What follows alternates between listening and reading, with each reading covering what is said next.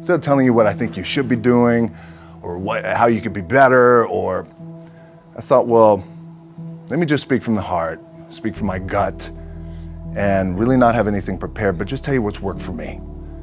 And maybe some of the stuff that's worked for me might work for you now, currently, presently, as you guys have your goals and ambitions, but then further on down the line, as you guys continue to live your life. This idea and this notion that you could be anything you want, you can accomplish anything you want, right? We hear that. You've heard that from the time you were little boys. You hear that now. You're already incredibly accomplished. You guys know that. The thing that has worked for me is to remember the hard times. So, and I'm sure you guys all have your processes. And again, I'm going to tell you what's worked for me. So before a big movie comes out, before, back in the days when I was wrestling with WWE, a WrestleMania match, anything big that would happen, I would always take a moment and I'd just remind myself, all right, I was evicted when I was 14. We were kicked off the island. We couldn't live in Hawaii. Had no place to live. A lot of shit happened then when I moved to Nashville. I was arrested multiple times by the time I was 16 years old. I would remember that, and it allows me then to be present in the moment and understand, holy shit, the stuff I have around me right now, this is the shit that I dreamed of when I was a kid. I am here. I played for University of Miami, played for great teams. Warren Sapp, Ray Lewis, they were my teammates. They were balling. Warren Sapp was playing tight end that time. I was starting defensive tackle. Yeah, they moved him over to D-line. And he looked at me, he's like, yo, dude, I'm gonna take your spot. And I said, you ain't taking my spot. He said, I'm gonna take your spot. I said, no, you ain't. We battled, and he took my spot. Now you can imagine how that with me, because there goes my opportunity. He went in, switched to defensive tackle, lit the world on fire. Well, what that did, it crushed me, it crushed my dreams. I had a piss poor senior year, zero production, no NFL, no combine invite, nothing. Finally went to the CFL. Calgary Stampeders, making $250 a week Canadian. Now, I had to send that home to my wife at that time. Had no money. So I remember that. When I got cut from Canada, my dad in his pickup truck came down 4 o'clock in the morning, picked me up in Miami from Tampa. We lived in a little apartment in Tampa. He drove down in his little pickup truck to Miami to get me when I was cut from the CFL. And I thought, well, I leave home like you guys left home. I'm ready to tackle the world, to get after it, achieve my dreams and goals. Crushed by 22, 23 years old. Now I gotta move back in with my mom and dad. I played on great teams though. Wait a second, this is not supposed to be my future.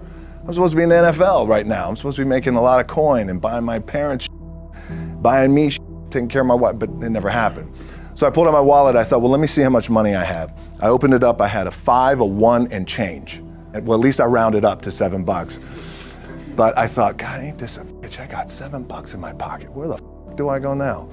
What do I do? I can't go back to CFL. The point comes where you hear that voice, the big run's over. Like, you're done, right? So I heard that voice. So as Coach was saying, man, I hold on to that. I'm telling you, I keep my back is up against this mother. We laugh, we joke, we have a good time, but my back is still up against this mother. I do not forget it.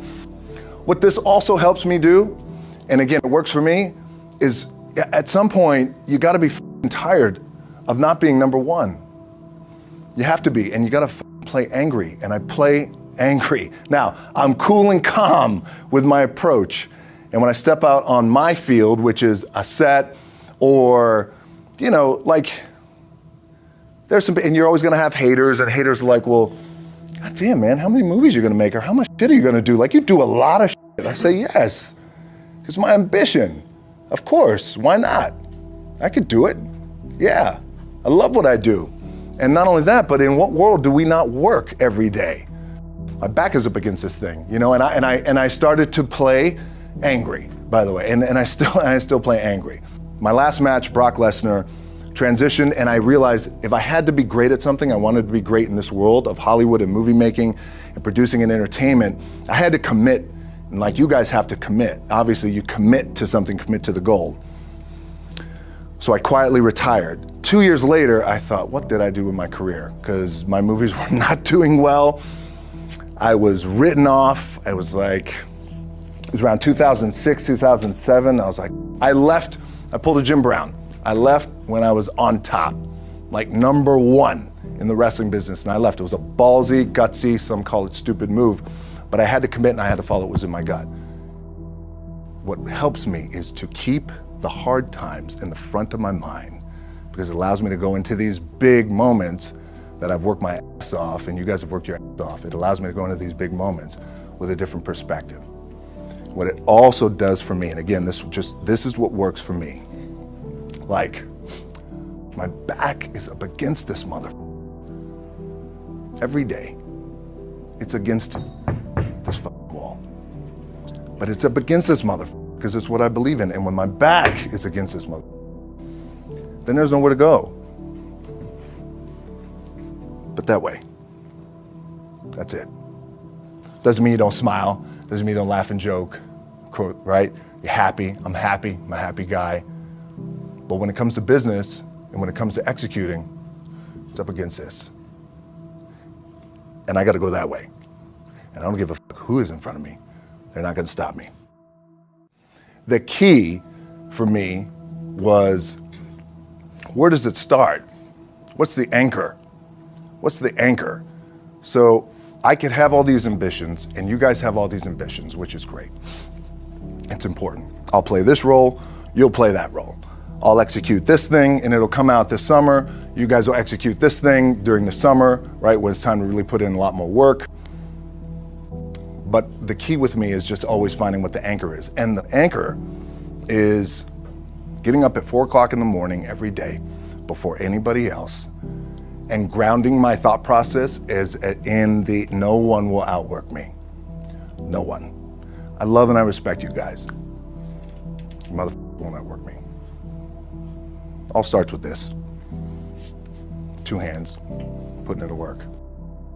My last match in WWE, I'll share this with you guys too, is that, again, because there's a little bit of takeaway here from all this, is I wrestled John Cena, and I went in, I think it was 2013, I went in WWE champion, and we went in MetLife Stadium.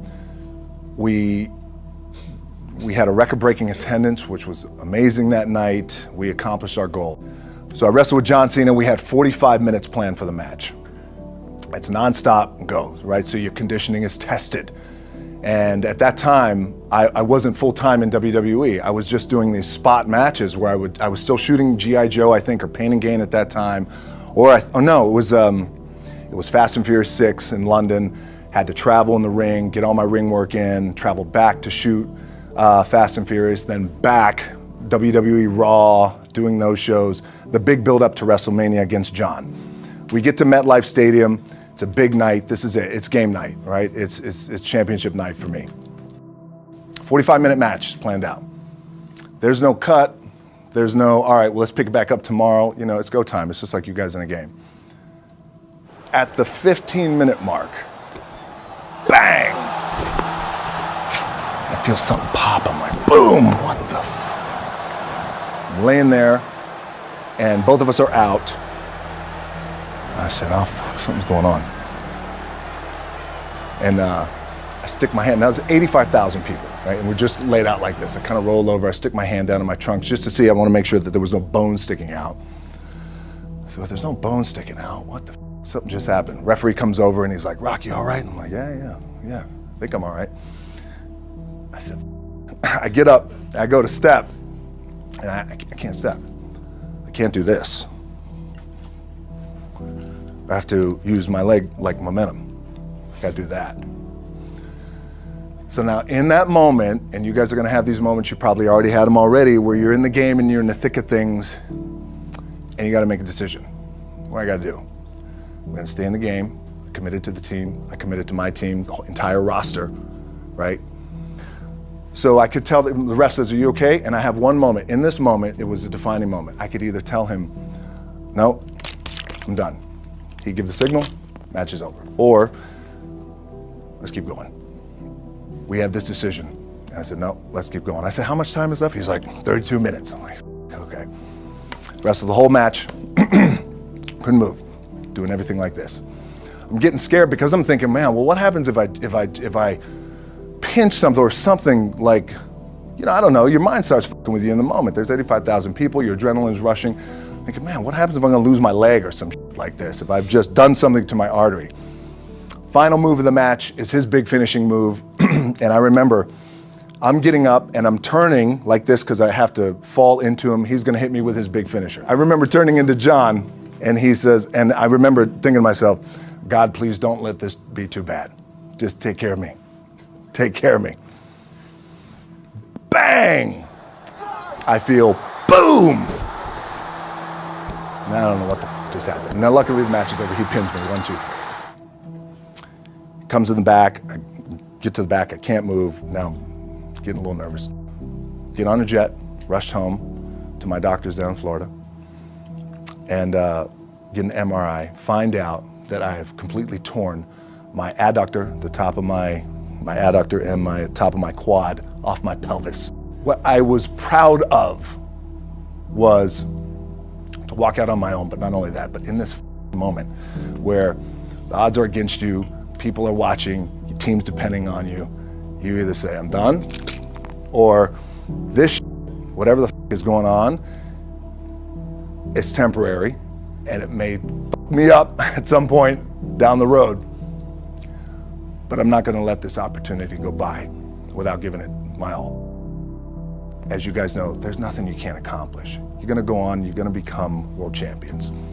The key for me, what I think one of the keys is, remember where you came from, keep that in the front of your mind, and when shit goes bad and it goes sideways, a lot of shit does, you're getting booed out of the building, or you're coming through this injury, or people are writing you off, oh, you guys ain't make it, any of that.